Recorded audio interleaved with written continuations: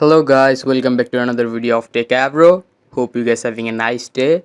In this video, I'm going to show you how can you make your Spotify louder. So to make your Spotify louder, launch Spotify app at first. Now in the top right here you can see there is a settings icon, click on it. Now after clicking on its settings icon, you need to scroll down a bit.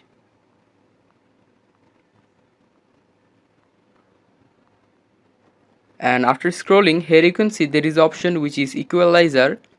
If you don't have this option, that means you may need to upgrade your Spotify to premium.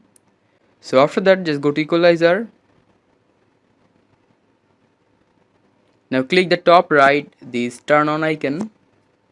Now after turning it on, you can just fix the booster anything you want. Just like clicking here, you can just make it classic, normal, or hip hop.